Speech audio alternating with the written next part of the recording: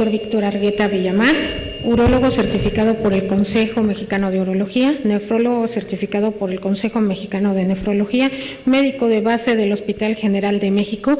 Cabe mencionar que lleva 55 años trabajando como tal. Doctor Eduardo Lisiaga es jefe del servicio de nefrología de este hospital. Profesor de la Clínica de Urología en la Facultad de Medicina de la UNAM, profesor de la Clínica de Nefrología en la UNAM, Instituto Politécnico Nacional y Universidad de Anáhuac. El día de hoy nos va a presentar una ponencia bastante interesante que pocos sabemos que existe y muchos no tomamos suficiente interés para la realización de estudios complementarios con medios de contraste. Entonces, su ponencia es nefropatía aguda causada por medios de contraste. Adelante, doctor. Muchas gracias.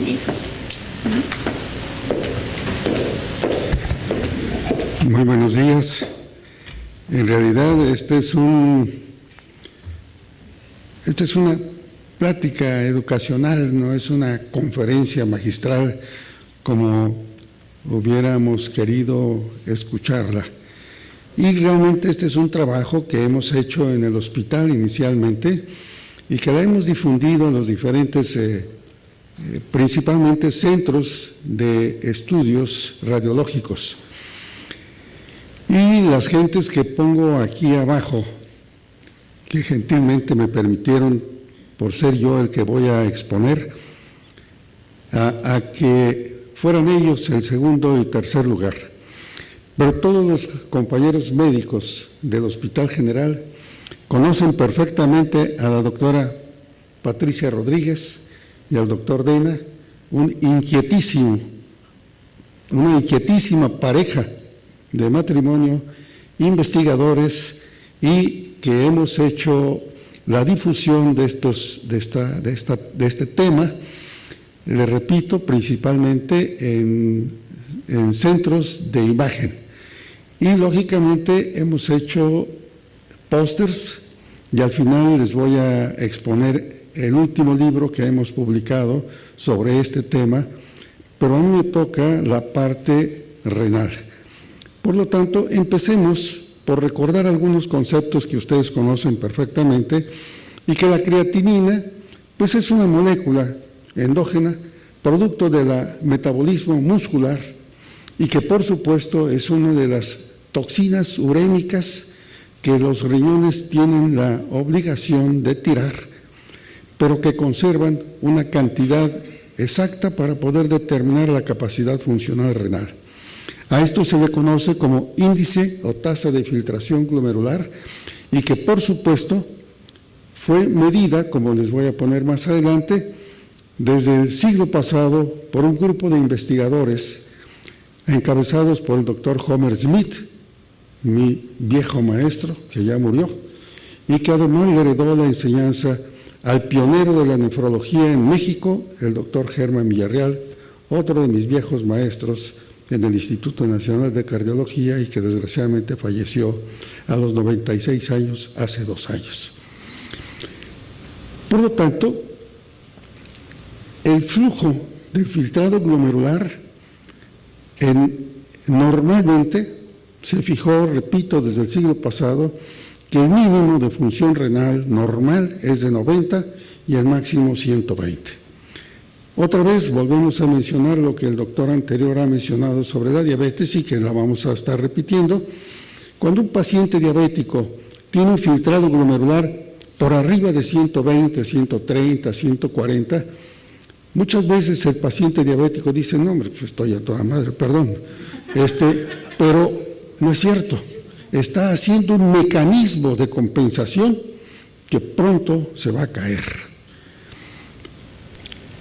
¿Cuáles son las funciones de los riñones que ustedes conocen?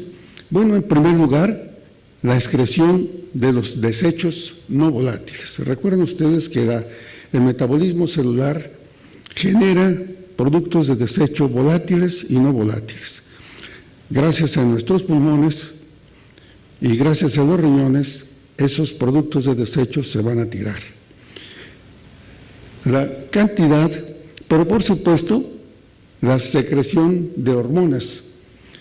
y la más conocida es la eritropoyetina y la renina. Y el día de ayer escuchamos a la doctora exponer sobre la vitamina D. Y la D3 también se produce en los riñones. Y por supuesto ayuda al control del equilibrio calcio-fósforo, ayudado por supuesto por las paratormonas. Pero también regula la homeostasis del cuerpo, es un equilibrador. Mientras tengamos una función renal normal, nuestro equilibrio interno es perfecto. Los volúmenes de líquidos extracelulares y la producción de la orina como producto final. Siguiendo con estos conceptos, por lo tanto, decimos que la unidad funcional renal se conoce como nefrona. Y la nefrona está constituida por lo que ustedes conocen, el ovillo glomerular, el túbulo contorneado proximal, el asa de Henle en su rama descendente delgada, la rama ascendente gruesa, el túbulo contorneado distal y el túbulo colector.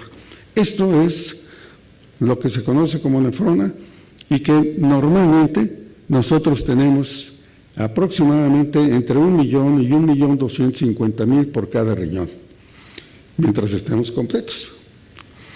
Por lo tanto, la función de la nefrona, pues la ponemos en estos tres conceptos. La primera, por supuesto, es la filtración glomerular. La filtración glomerular, favorecida, por supuesto, por la arteria aferente, que entra al ovillo glomerular y se subdivide entre 7 y 11 capilares, y que a través de las membranas normales se pierde todo el agua con todos los solutos que esta agua lleva, producto del metabolismo celular. Cae a la cápsula de Bowman. En segundo lugar, la reabsorción a nivel de los túbulos. Y en tercer lugar, por supuesto, la excreción tubular. Conceptos, por supuesto, ya conocidos por todos ustedes, pero que así para quitarme un poquito los nervios quise repasar estos conceptos. ¿Por qué se presenta la nefropatía en términos generales? Las nefropatías se dividen, para su conocimiento, en primarias y secundarias. Las primarias son las que están establecidas por un daño renal directo, a las cuales ustedes conocen como síndrome nefrótico y síndrome nefrítico. Es una respuesta inmunológica en una lucha que ha sufrido la membrana glomerular y produce el proceso inflamatorio, y a esto le conocemos como nefropatías primarias y que se caracterizan por el síndrome nefrótico o el síndrome nefrítico. Y las secundarias, que son las ocasionadas por una patología distante a los riñones y que tarde o temprano lo involucran, como la diabetes que se ha estado mencionando y a la cual, por supuesto, le daremos hincapié en otras gráficas más adelante. Generalmente, cuando el paciente diabético llega a tener un daño renal, generalmente es hipertenso. No siempre, pero la mayoría son hipertensos. Y bueno, pues en la cintillo inferior pongo los conceptos de la Organización Mundial de la Salud, en la cual en el año 2000 era un promedio de 151 millones de diabéticos en el mundo, posteriormente 346 en el 2011, pero consideran ellos que se multipliquen entre 2005 y 2030 a lo doble. Por lo tanto, la diabetes es una patología a nivel mundial. Esta es la clasificación mundial todavía vigente sobre la capacidad de función renal, o lo que se conoce como una clasificación, y, por supuesto, se mide en base a la filtración glomerular. La filtración glomerular, otra vez, les recuerdo, fue establecida desde el siglo pasado y sigue vigente. El grado 1 se considera 90 mililitros por minuto, pero en base a que esa orina tenga proteínas. Si no tiene proteínas, esto es normal. Y el grado 2 va disminuyendo la capacidad de filtración glomerular, pero aumentando la creatinina. Otra vez señalo que la creatinina normal es de 0.6 a 1.2 miligramos. Por arriba de 1.2 no necesariamente tiene que ser una enfermedad renal, pero sí debemos sospechar y estudiar al paciente, y esta es la finalidad de esta plática, a la cual nos va a llevar los siguientes aspectos. Miren ustedes, esta es una gráfica que el doctor Dena me hizo favor de proporcionarme para recordar rápidamente la historia de la evolución y conocimiento de los medios de contraste. En 1895 se descubren los rayos X y posteriormente empiezan a tener la inquietud los investigadores para poder usar medios de contraste. Y casualmente, como todos los investigadores inquietos, inyectan yodo a una mano y se ve la circulación. Y entonces gritaron de ¡eureka! Ya lo descubrimos. Y tácatelas. Se viene un montón de investigadores para poder ir mejorando la calidad, pero todo en base a yodo. Y la van mejorando los diferentes investigadores, que el doctor Dena me hizo favor de decírmelo, pero lógicamente como no tiene todos los nombres, ni las fechas, solamente lo presento, y no porque sea mío, sino si el doctor Dena, que quedó de estar aquí y no me hizo favor, hubiera intervenido. Pero bueno, y termino aquí en este aspecto porque indudable que es la evolución histórica de los medios de contraste. Al final voy a decir los méritos de esta historia. Por lo tanto, ¿cuál es el objetivo de esta plática? Lo primero es, por supuesto, definir qué es una nefropatía inducida por medios de contraste. Sabemos que todos en la actualidad echamos mano de medios de contraste o de estudios radiológicos para complementar los diagnósticos clínicos y bioquímicos en nuestros pacientes y llegar a la conclusión definitiva de un diagnóstico acertado para ofrecerle a nuestros enfermos la mejor solución a su patología. Mencionar, por supuesto, los riesgos de esta nefropatía, la importancia que juega la viscosidad y la osmolaridad del medio de contraste, los medios de contraste isoosmolares y, por supuesto, cómo minimizar esta agresión. No podemos dejar de usar medios de contraste para los estudios radiológicos. Lo que pretende esta plática es cuáles son las medidas que debemos de tener para minimizar los riesgos, o sea, la parte negativa del uso de los medios de contraste. Por lo tanto, decimos que la nefropatía inducida por los medios de contraste es un deterioro de la función renal manifestada por un incremento de la creatinina plasmática, ya sea regulada o calculada por el 25% de la cifra inicial de la creatinina, o bien un incremento de 0.5 miligramos por día, a partir del tercer día que se aplicó las cifras o las dosis de medio de contraste. Hay otras nuevas definiciones, pero definitivamente la más fácil para todos nosotros es calcular 0.5 miligramos de incremento de la creatinina a partir de la dosis o cifra inicial. Esta es una gráfica comparativa. Una nefropatía puede ser ocasionada por daños causados en forma secundaria, medicamentos o infecciones, hiperglicemias en el diabético, o hipertensión, lupus, embarazo, etcétera, factores secundarios. ¿Cuál es la nefropatía inducida por medio de contraste? La que es causada en forma aguda, inducida por la aplicación de un medio de contraste.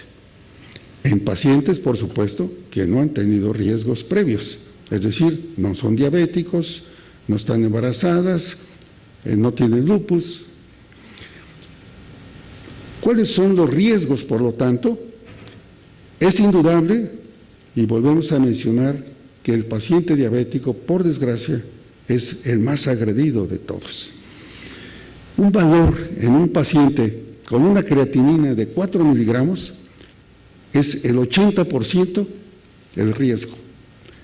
Y una de cada 4 lesiones renales agudas contraídas en el hospital generalmente se deben a una inyección no calculada, no medida, no procurada o no estudiado adecuadamente al enfermo para ocasionar lo que ustedes conocen como insuficiencia renal aguda y que la nomenclatura actual nos señala que se debe decir lesión renal aguda. Ese término de insuficiencia renal aguda va pasando. Bueno, son culpas de los expertos que periódicamente, ustedes saben, se reúnen y nos voltean la tortilla para complicarnos un poquito más el aprendizaje, pero tenemos que irlo aprendiendo. Por lo tanto, la nefropatía aumenta el riesgo de complicaciones cardiovasculares y, por supuesto, prolonga la estancia a nivel hospitalario. Y la tasa de mortalidad en este tipo de pacientes aumenta. Por lo tanto, tenemos que puntualizar cuáles son los factores de riesgos que estos pacientes debemos de tomar en cuenta. No podemos olvidar, y en la plática del miércoles mencionaron la cifra de incremento de la edad y las complicaciones cardiovasculares que vamos teniendo los que hemos superado cierta edad. No digo la mía, pero ustedes ya la saben. Pero finalmente, este es un tributo a la vida. Entre más edad tenemos, más problemas circulatorios. No sé quién acuñó una frase que dijo que los seres humanos tenemos la edad de la elasticidad de nuestras arterias. Bueno, pues yo creo que soy muy elástico porque todavía camino bien. La segunda es, por supuesto, la diabetes. La tercera es una función renal disminuida previamente y, por supuesto, determinada por la creatinina plasmática. Un paciente con insuficiencia cardíaca es altamente riesgoso. Pero también, con la edad, hay mucha gente, y no solamente los viejos, porque tengan lesiones articulares dolorosas, sino también los jóvenes, pueden estar tomando medicamentos o sustancias nefrotóxicas. Y entre ellos, el más conocido de todos son los antiinflamatorios no esteroideos, pero es indudable que los antibióticos nefrotóxicos, como los aminoglucósidos, manejados en forma indiscriminada y por largo tiempo, son nefrotóxicos. Y un aspecto que para nosotros, los de cierta edad, recordamos que antiguamente se pedía en los centros radiológicos que el enfermo no tomara agua desde la noche anterior para que se concentrara más el medio de contraste en el sitio que queríamos tener la imagen. Esto es un alto riesgo y por lo tanto se ha descartado. La deshidratación es un aspecto súper negativo, como lo voy a poner más adelante. Por lo tanto, ¿a partir de cuánto tiempo de la administración del medio de contraste se observa la nefropatía? Ya lo dije, dentro de los 3 días siguientes. Hace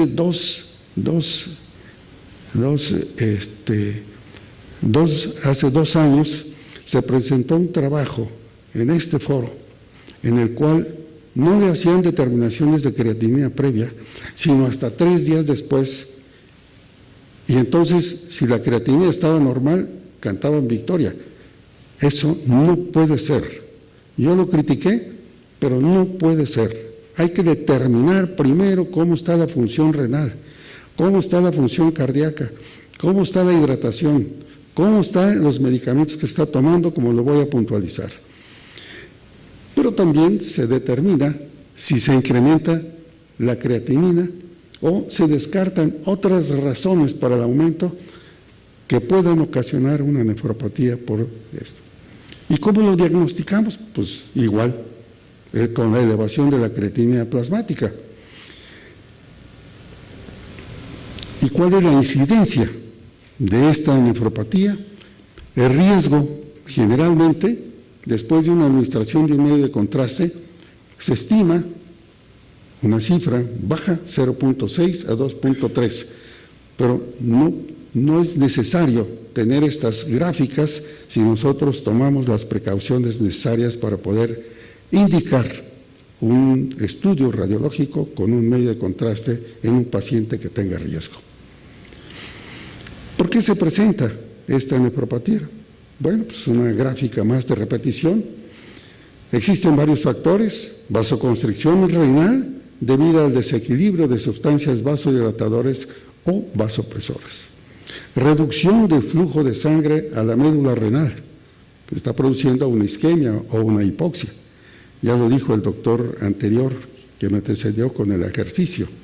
Aumento de la resistencia intratubular. Y aquí voy a puntualizar este punto 3. Y por supuesto, quimiotoxicidad celular directa del compuesto yodado. Es un repaso de lo que es la viscosidad y los medios de contraste. Esto va a depender, por supuesto, del porcentaje del disolvente. Partimos de la base de que todos son sustancias yodadas hasta este momento, que tienen otros componentes, por supuesto, y que lógicamente no soy un experto en los medios de contraste como la doctora Rodríguez y el doctor Dena, pero permítanme ver si aprendí algo de ellos. Hay una concentración, un peso, un tamaño y una fórmula de la molécula, y por supuesto cuenta mucho la temperatura a la cual se aplica el medio de contraste. La viscosidad aumenta si aumenta la concentración del medio de contraste, mayor número de partículas, si aumenta el peso y el tamaño de las moléculas, pero también si disminuye la temperatura. Y pongo aquí la osmolaridad de los medios de contraste. En la parte superior son medios de contraste que ya no se usan, porque son de alta osmolaridad. Por arriba de